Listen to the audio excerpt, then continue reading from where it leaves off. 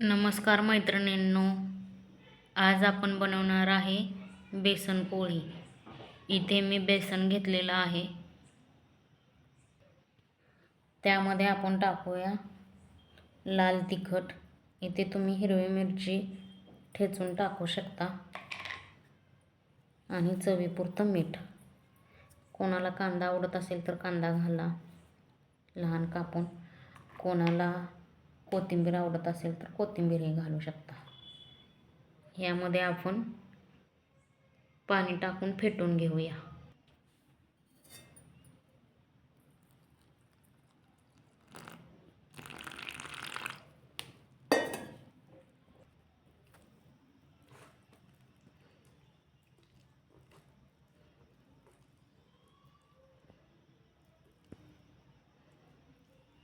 गाठी न होता छान फेटून घ्यायचं।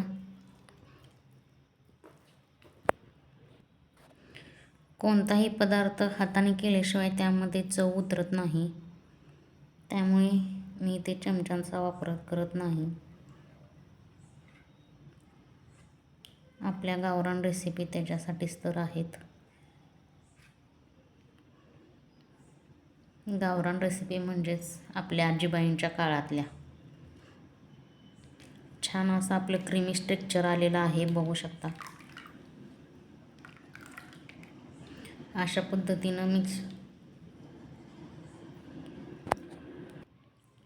पद्धतीने पीठ केलं तर आपल्याला सोडा टाकण्याची गरज पडणार नाही, छान जाळी सुटेल। त्यासाठी थोडं पीठ पातळ करायचं, खूपही पातळ नाही। चला आता आपण बेसन पोळी करायला घेऊया। बेसन पोळी करण्यासाठी इथे मी तवा ठेवलेला आहे। तवा आपला तापला की बेसन पोळी करायला घेऊ। आपला तवा तापलेला आहे, तेल सोडून घेऊया।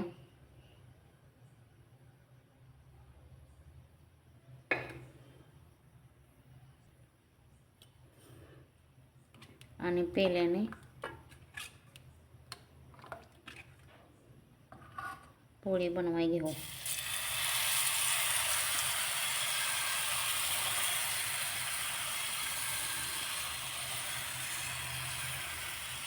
आपल्याला हवी तेवढी मोठी लहान करू शकता।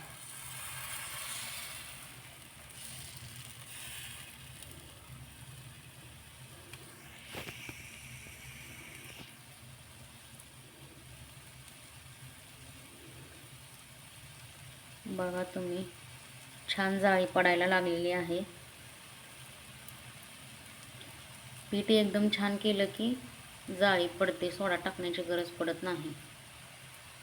स्मूथी टेक्स्चरचं पीठ करून घ्यायचं। मैत्रिणींनो, दुसरी एक ट्रिक सांगायची म्हणजे तव्यावर जर भाकरी केली नसेल, तवा फक्त चपातीचा असेल तर त्याच्यावर हे बेसन पोळी खूप छान येते, चिटकत नाही। नॉनस्टिकच्या तव्यावर करावं असं काही नाही। तवा फक्त भाकरीचाच नसू नये। बघूया आपण, आपली पोळी छान झालेली आहे, चिटकलेली नाही, बघू शकता तुम्ही।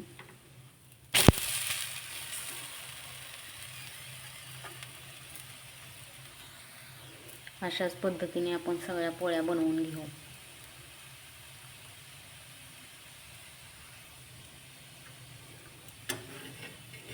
खालच्या बाजूने भाजले का बघूया, छान भाजलेली आहे।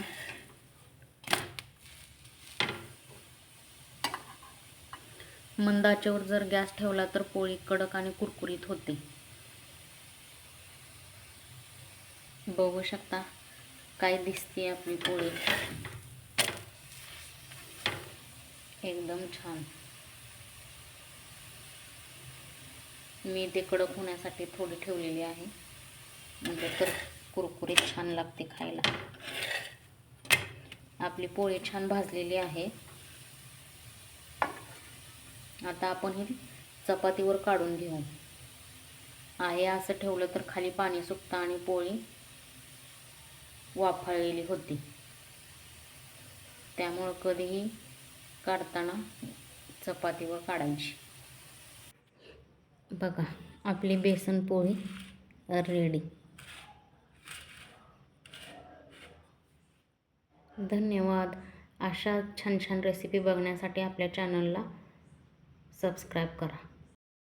नमस्कार मैत्रिणींनो, बेसन पोळी कोणाला कोणाला आवडते. आज आपण बनवणार आहे गावरान पद्धतीने बेसन पोळी. या खायला.